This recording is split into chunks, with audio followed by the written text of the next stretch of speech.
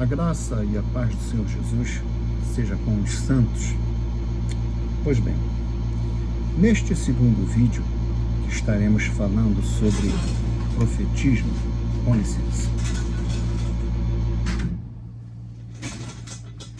sobre profetismo em Israel, um trabalho, claro, resumido, não vamos poder nos estender detalhadamente, livro por livro, capítulo por capítulo, que isso aí seria um trabalho impossível, né? E cansativo também. Nós pretendemos apenas falar sobre o fenômeno profético em Israel, de forma resumida, seguindo aqui as Escrituras e com o apoio da obra de Kaufmann, né? Porque as Bíblias de estudo, elas tentam simplificar e fantasiar na sua simplificação o que foi, de fato, na prática, o fenômeno profético em Israel, desde suas origens, né? Como nós chegamos a comentar no vídeo anterior, no trechinho em que introduzimos esse trabalho, Israel está no Egito, um país, uma cultura repleto de magia, né? E para o povo hebreu, até onde nós podemos constatar, porque a gente vai falar, se você for falar de judeu, né? Você vai ter que falar de judeu e judeu, porque com cada judeu que você for conversar, ele tem uma perspectiva religiosa diferente, seja do ponto de vista contemporâneo, seja do ponto de vista histórico, né? Aqui nós vamos falar do povo ainda hebreu, né? Eles estão ali no Egito, e quando a gente percebe do confronto entre Moisés e Faraó, e Moisés agora já Deus coloca Arão como um profeta de Moisés, né? E Moisés como uma espécie de Deus sobre seu profeta, e o poder de Deus estaria através de Moisés atuando junto a Arão, e então Faraó traz os seus magos, os seus encantadores, né? Então, disso aí nós podemos inferir que Israel teve contato ali com uma cultura de muita magia. E com os judeus que eu conversei na minha vida, ao longo do meu contato até o presente momento, muitos deles entendem que magia é magia. Quem instituiu esse negócio de magia negra, logo se tem magia negra, tem magia branca. E em um vídeo anterior, eu até me perdi, não achei a palavra certa, nós somos, como ocidentais e como homens do século XXI, um povo muito binário, né? Eu usei uma expressão que não tem, foi o que eu achei naquele momento, mas o que eu quis dizer é um povo de uma racionalidade binária, preto, branco, certo, errado, né? Bem e mal. Em tudo nós somos dualistas, né? Somos muito binários, somos muito dualistas.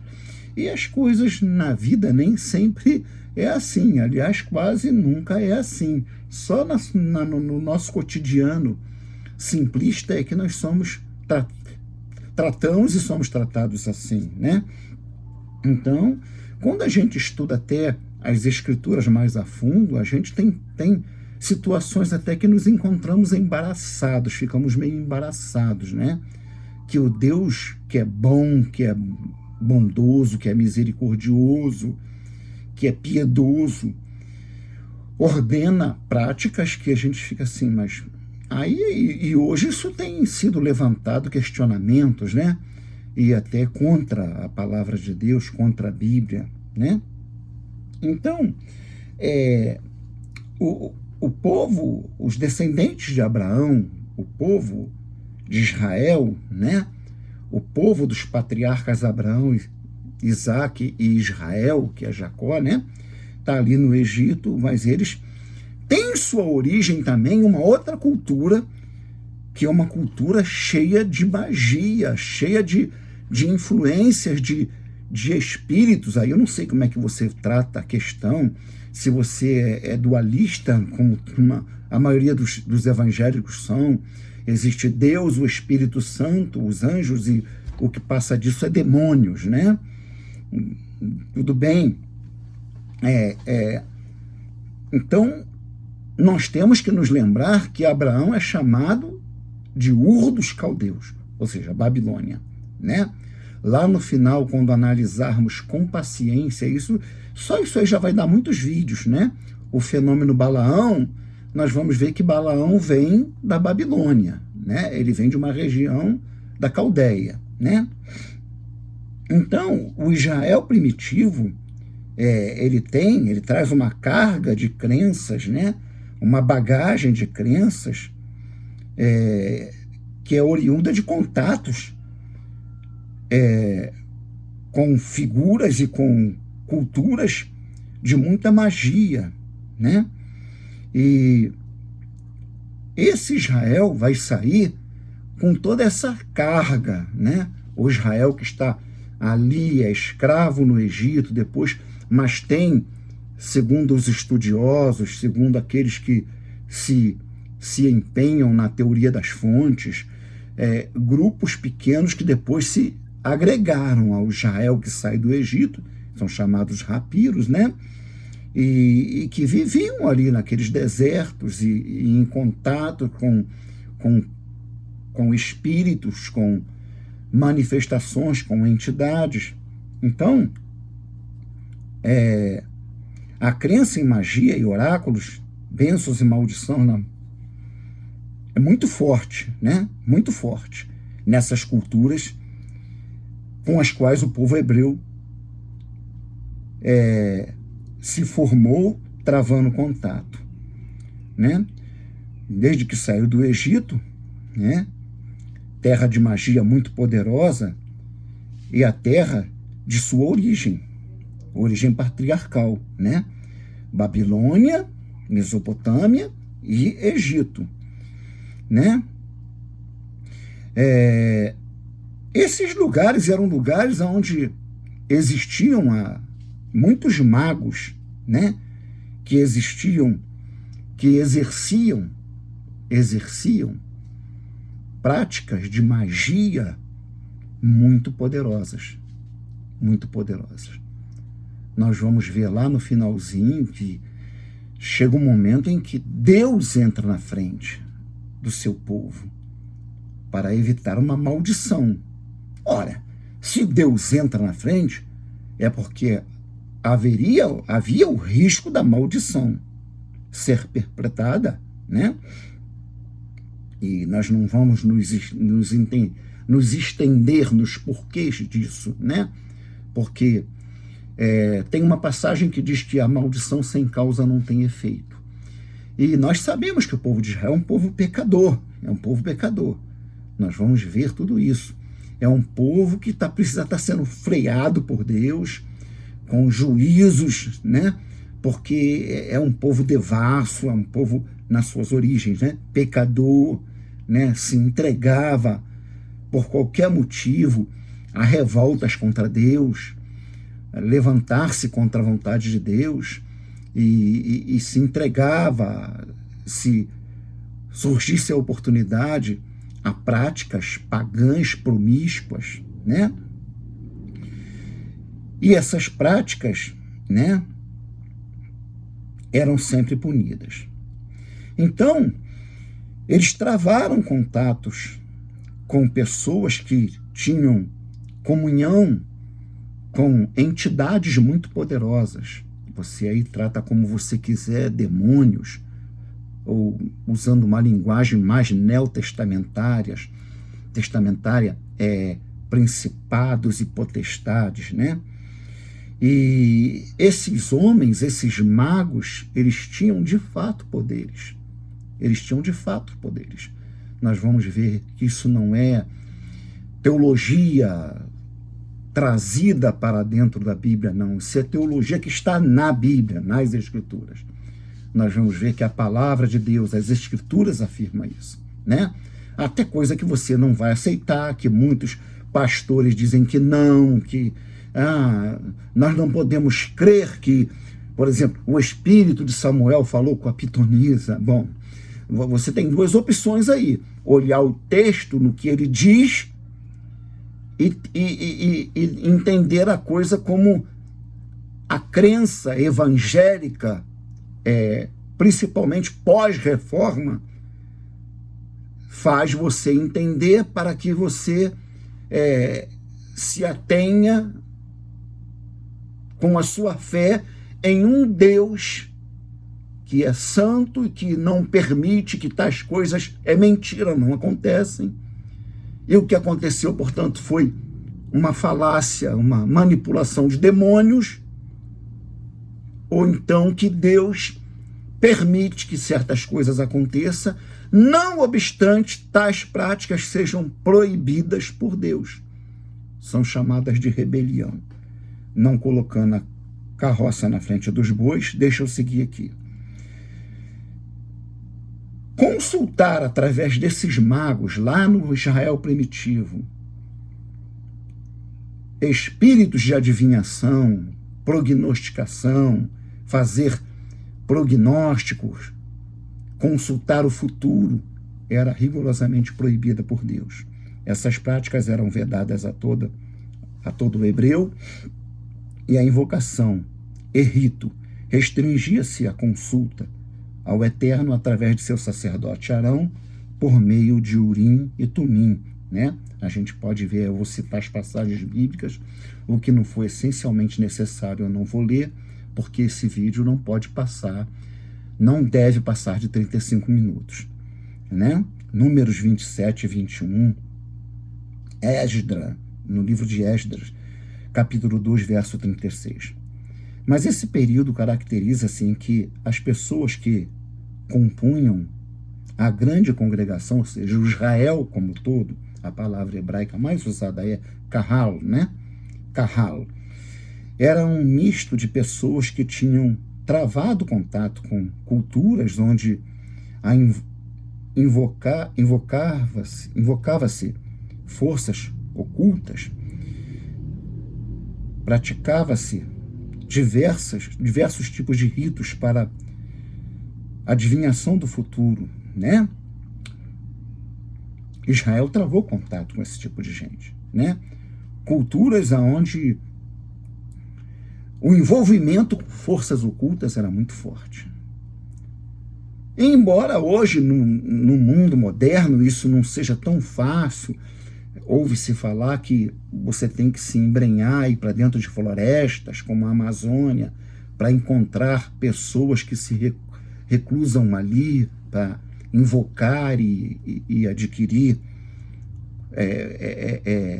fazer contato com esse tipo de força maligna, com esse tipo de força de práticas ocultistas.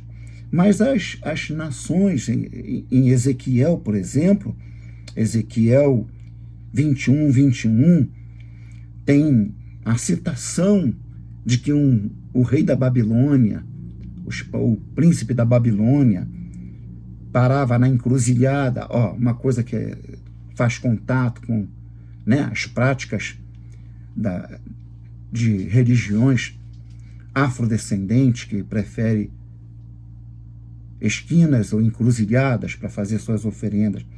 E ele, através de flechas e de fígado de animais, ou de fígado humanos, né? Fígado humano, fazia a prática que é conhecida como hepatoscopia, né? A adivinhação através do fígado.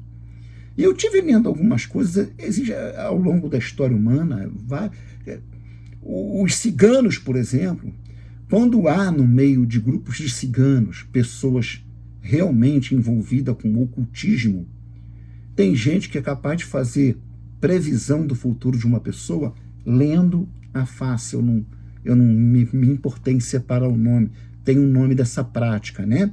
Como existe a hepatoscopia, a hidromancia ou a oleomancia, né? Gênesis 44, 5 faz uma citação sobre isso. Então a gente precisa entender, até nós chegarmos no Israel primitivo, né? Nós vamos fazer uma caminhadazinha aqui, tentando dar aos visualizadores, né, uma noção do que nós queremos passar com esse trabalho. E para que tenhamos noção de tais práticas e do poder que exerciam aquelas pessoas que se relacionavam-se, né, com tais forças. A bruxa de Endor, né, a pitonisa que Saul vai consultar, as traduções da pitonisa, na prática ela é uma bruxa, né? Ela praticava bruxaria, ela tinha envolvimento sério com forças ocultas, né? Eu comento com as pessoas com quem eu converso que é muito comum você ver pessoas, eu sou espírita, o termo vulgar é eu sou macumbeiro. Não, é uma pessoa que se relaciona com o ocultismo, né? Eu, quando há mais ou menos 20 anos atrás, eu vim morar aqui há 27 anos, está fazendo 28 anos, né? Agora em fevereiro vai fazer 28 anos que nós estamos morando aqui. Quando eu cheguei aqui, não é exatamente um cruzamento, é uma esquina aqui. Meu terreno é terreno de esquina. Era o lugar certo de arrio de despacho do candomblé. E eu orei, proibindo as entidades, orei ao Senhor Yeshua, e na autoridade do nome dele, que na época eu usei o termo Jesus, eu proibi todas as entidades, alguma delas citando nomes, né? As principais, as mais fortes, para que não arriassem, não recebessem mais oferendas aqui na esquina da minha casa, que para mim seria humilhante. Um servo de Deus e da gente aí. Não me arrogo ninguém especial, eu fiz isso com fé e com a autoridade que eu tinha e que eu tenho em nome do Senhor Yeshua, né, que chamamos Jesus, e graças a Deus assim tem sido. Aconteceu algumas vezes, 2 vezes pelo menos, de pessoas virem aqui. E aí eu chamo a atenção para um fato.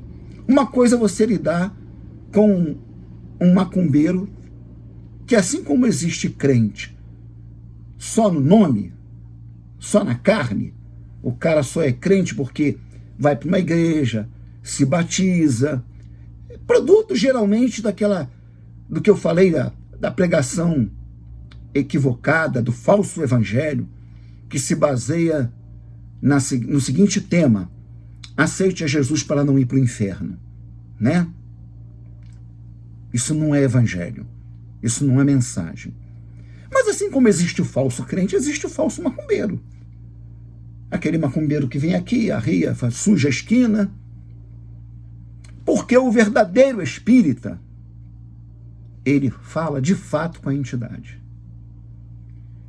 E como um verdadeiro espírita me falou uma vez, perguntei, falei, olha, o crente, ele não vou misturar os assuntos para não me alongar muito, o crente, ele ora no seu quarto, ele faz seu culto, é a oferenda dele, assim como você faz a sua oferenda, na mesa onde ele janta. Por que o espírita, o candombledista, o baixa umbanda, né, vai fazer e suja a esquina da calçada dos outros? Ele falou para mim assim, olha, o verdadeiro espírita não coloca o despacho onde ele quer. A entidade diz para ele onde ele tem que colocar. Muitas das vezes tem que subir morro, outras vezes é no pé do morro, na maioria das vezes é na encruzilhada que ele define. Eu falei, tá bom. Então, com base nisso, eu orei, e de fato a pessoa chegou aqui, uma delas uma pessoa conhecida, eu já tinha evangelizado, uma senhora. Eu falei, olha, não vai ser aceito. Se a senhora de fato está obedecendo uma ordem, consulta e vê se eu estou mentindo. Pergunta ao seu guia, ou seja lá como for, se ele vai receber o que a senhora vai colocar aqui, ou a senhora simplesmente vai sujar a esquina, que eu vou pegar tudo e vou jogar no lixo. Eu mesmo vou pegar e vou jogar no lixo. Vou só esperar a senhora sair em respeito à senhora, respeito sua religião, respeito a senhora, nós já conversamos, somos conhecidos, mas eu não gosto da minha esquina suja, eu limpo, eu capino. Ela pegou, recolheu tudo e foi embora e nunca mais voltou. Eu acho que ela já até é falecida já. Assim também era no mundo antigo. Tanto que nós vamos encontrar judeus, né, povo de Israel, se envolvendo com forças ocultas, né? Porque existe a verdadeira prática ocultista e existe aquele religioso que o negócio dele é botar roupa branca, aquela coisa na cabeça, o turbante, né? Mas outra coisa é lidar com a pessoa que é séria, que de fato tem um envolvimento com forças ocultas. E Israel trava contato com esse tipo de pessoas. Ao longo da sua trajetória, saindo do Egito, vindo para Canaã.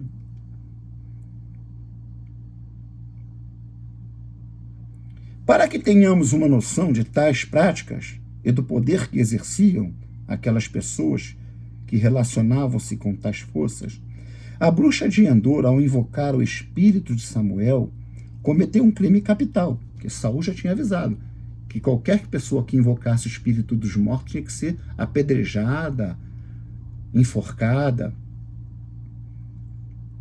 Mas, segundo o texto, ela foi capaz de fazê-lo. O que eu estou dizendo é, no texto hebraico, um espírito se levanta da terra e ela reconhece Samuel, e quando ela atenta que de fato é Samuel que subiu, é o espírito de Samuel que subiu, ela reconhece Saul, falou, poxa, mas você agora vai querer me matar? Mas Saul já tinha feito juramento a ela de que não ia matá-la. 1 Samuel, capítulo 28, verso 8, seguinte. Aí a questão é que você entenda como você quiser. Eu não vou aqui, nesse ínterim, não vou fazer pregação. Vou deixar. O texto afirma, diz que Elohim, ela viu um Elohim, ou seja, uma divindade, ela entendeu que era uma divindade que subia, e a palavra Elohim, para quem porventura não saiba, ela se refere tanto a Deus como se refere a espíritos outros. Até o espírito humano pode ser chamado e é chamado nas escrituras de Elohim, tá? Não é um termo como eu já pensei assim, específico para Deus, porque lá em Gênesis 1, no princípio criou Deus, a palavra ali é Elohim, não é o tetagrama que aparece ali, nem El Elyon, né? Não, é Elohim. Então a gente tem que entender a cultura para poder, ou pelo menos tentar entender um pouquinho a cultura para entender. Né? Existem coisas que Deus permite que aconteça, não obstante tais práticas já tenha sido decretado com ele como pecado de rebelião. Isso dá até um link com o que aconteceu no céu. Rebelião, houve banimento. Foram derrubados rebeldes. E muitas dessas entidades, que agora são principados e potestades aqui, continuam exercendo o seu poder de domínio. Os atributos de domínio e poder não lhes foram tirados. Por isso que diz que Yeshua está lutando contra eles e vencendo um a um, e depois que venceu o último deles, quando tiver debaixo dos seus pés todo o principado, toda a potestade, então virá o fim. Né? Ezequiel 21, 21, Gênesis 44 já falamos, Isaías 28, diz. Então, Isaías diz que espíritos falam do chão. Isaías, vamos ler aqui. Eu estou com a Bíblia grande aqui, eu estou com várias Bíblias abertas aqui, eu estou dentro do meu tempo, passei um pouco, Jeremias, Isaías 28, Isaías 28,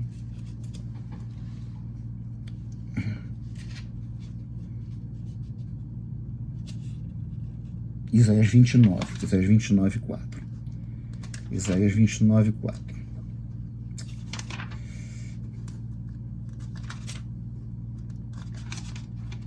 Isaías 29, 4 diz assim: então serás abatida, falarás de debaixo da terra, e a tua fala desde o pó sairá fraca, e será a tua voz debaixo da terra como a de um feiticeiro, e a tua fala assobiará desde o pó. No texto hebraico está falando de espíritos, a palavra ali se traduz por sombra ou fantasmas, ou fantasma no singular, que sobe do chão e se comunica com seus invocadores. Então, nós estamos aqui mostrando que as nossas leituras corridas não nos dá a devida profundidade das informações e das revelações que as Escrituras nos fazem, né? Em Isaías 26, 14, ele descreve, Isaías 26, 14, morrendo eles, não tornarão a viver, falecendo, não ressuscitarão, por isso os visitaste e os destruíste, apagaste toda a sua memória. Fala de pessoas que ímpios, certos ímpios, não serão ressuscitados. Qual é a relação disso com o que nós estamos falando? Isaías dá a entender, nas suas experiências e em outras passagens também, que certas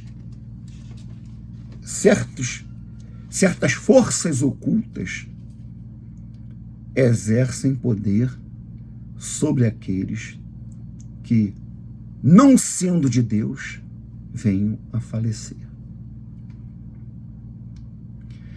Assim nós vamos entender melhor por que a proibição severa, sob pena de lei capital, para quem, sendo de Deus, tente se envolver com forças ocultas. Não interessa se é demônio que se finge de espírito de morto, ou se o espírito do morto, de fato, pode falar com um vivo, e aí o espiritismo teria alguma razão. Isso não interessa. O que interessa para a gente é que isso é proibido.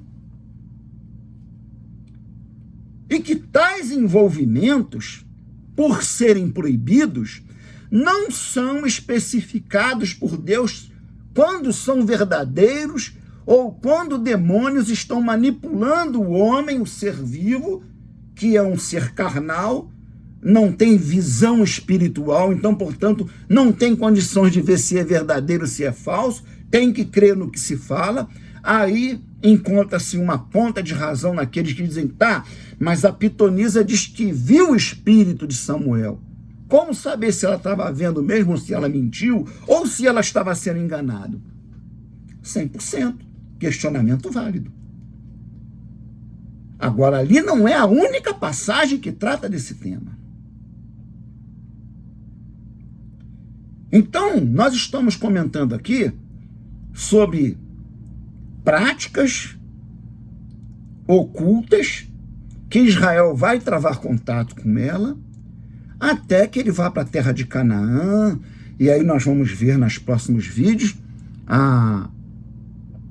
nós vamos ver a evolução disso, como que Deus vai começar, porque nós como pessoas de raciocínio muito binário, nós achamos assim, Deus tirou o povo do Egito, o povo foi para Canaã, e Deus levantou os profetas, né?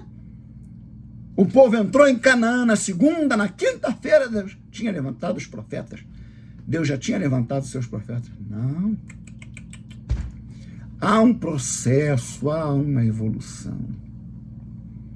O povo ia fazer sacrifícios a Deus no deserto, irmãos, e falava com demônios, pensando estar sacrificando ovelhas a Deus, estava sacrificando ovelhas a espíritos malignos, a sátiros. A Bíblia diz isso.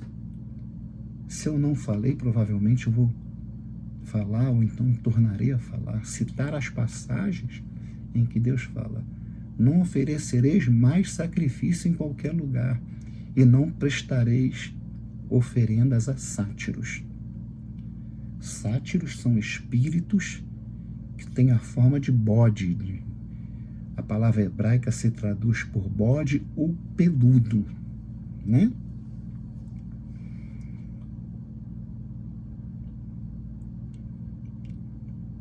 Falamos aqui sobre a pitonisa de Endor, a passagem de Isaías, que fala que certos espíritos não ressuscitarão. A palavra hebraica para esses espíritos é Refaim, que se traduz por fantasmas, espectros. Então, você às vezes ouve falar que certa mãe de santo, eu estou usando aqui o termo, né? Ela fala com entidade, ela fala: não chame de mentiroso, não duvide. Porque a própria Bíblia diz que essas coisas já no mundo antigo aconteciam. Espíritos falecidos, forças prognosticadoras, elas são chamadas de Ov. Em hebraico a palavra Ov, tá? Isaías 29:4. E é sempre tratando espíritos, nunca almas. Ah, a pitonisa viu a alma de Salomão. Não viu alma nenhuma. Aqui eu deixo uma pista para aqueles que pregam que todo o espírito é salvo e vai para Deus que o deu, e a alma é que precisa ser salva. Deixem de ser ignorantes e estudem melhor as Escrituras. Você pode ver que a ausência da palavra alma e a enfática colocação da palavra espírito em certas passagens importantes. Em 1 Coríntios, capítulo 2, no verso 11, anote aí, 1 Coríntios 5:5, 1 Coríntios 6:17, Romanos 1:9, Romanos 8:16, 1 Coríntios 6:20, e em Mateus 27:50, quando o Senhor está morrendo, diz: e rendeu o espírito, não diz sua alma partiu. Isso é só uma deixazinha aqui no nosso trabalho, para que as pessoas, ao invés de ficar se apegando só no que lhe é falado, se dedique a ler, a estudar e a pesquisar e se aprofundar sobre o assunto. Que não é fácil, nesse caso não é fácil, é trabalhoso, muito trabalhoso. Existem temas na Bíblia que vocês não têm noção da trabalheira que dá. Nesse período, nessa época, a época em que o povo de Israel está se formando, o Eterno estava educando o seu povo, tolerando aspectos pagãos nas atuações de seus servos, até que chegasse o tempo quando a diferença entre o Deus Santo de Israel e as entidades pagãs ficasse bem nítidas, assim como as diferenças do proceder de Deus, um Deus Santo, e os espíritos das trevas. Isso ficará mais claro quando estudarmos o caso Balaão, tá bom? Por que Balaão era uma coisa muito preocupante? Deus vem ao encontro dele e faz ele dizer o que Deus queria que ele dissesse. Mas isso nós vamos falar lá para mim não dar spoiler, para mim não. O Eterno é enfático ao proibir a prática de augúrios, o que requer a invocação de comunhão com forças, a invocação e comunhão com forças ocultas. Deuteronômio 18:10, Levítico 20, verso 6. Vide o caso de Acã, Josué 7. A batalha foi contra Jericó, mas os artefatos mágicos, entre eles principalmente a capa e a cunha, que Acã pegou, eram de onde? Da Babilônia. Então a gente vê que a procura de pessoas que tivessem contato, que sofresse influência e tivesse relação com essas forças poderosas, que essas forças ocultas, elas eram procuradas e ganhavam muito dinheiro, porque cobravam alto. Porque, de fato, elas eram pessoas com as quais ninguém ia lá e eu quero que tu faça um trabalho. Não. Elas recebiam e davam resultados. Lá no Fenômeno Balão nós estávamos falando sobre isso. A palavra aham quer dizer sábio. Sábio, místico. A ideia de feiticeiro, de quem domina ciências além do humano, está implícito nessa expressão. Daí o interesse dele pela capa, lembre-se que a capa tem um significado místico ali entre o povo do Oriente, né? Elias deixa sua capa a Eliseu, né? E tem todo aquele proceder ali envolvendo a capa, ele lança a capa e abre o rio no meio, o rio se fende para ele passar. Então, era a capa Babilônia. A evolução do estabelecimento da era de ministério profético em Israel, que só chegou ao seu apogeu no período dos profetas clássicos, mas em 1 Samuel 9:9, podemos ver nas Escrituras, que as Escrituras nos dá uma forte pista de que tal processo evolutivo não é mero fruto da imaginação. Em 1 Samuel 9:9, está dito assim: vamos procurar o vidente, porque ao profeta que se chama hoje de profeta, antigamente se chamava vidente. Deixa eu achar aqui, estava separado aqui já, 2 Samuel, 1 Samuel 8, 1 Samuel 9:9, né? Diz assim, deixa eu me colocar aqui para você. Antigamente em Israel, indo qualquer consultar a Deus, dizia assim: vinde e vamos ao vidente, porque era o profeta de hoje, antigamente se chamava vidente. O que é vidente? Aquele que tem poder de ver, aquele que tem poder de enxergar o futuro. Eu não me lembro a palavra hebraica, mas eu citei em outro vídeo. Até a palavra ver, o verbo ver aí é diferente. Tá bom? Então aqui nós vamos encerrando esse vídeo, essa etapa desse vídeo. No próximo vídeo nós estaremos falando sobre os profetas chamados profetas primitivos, os profetas populares, né?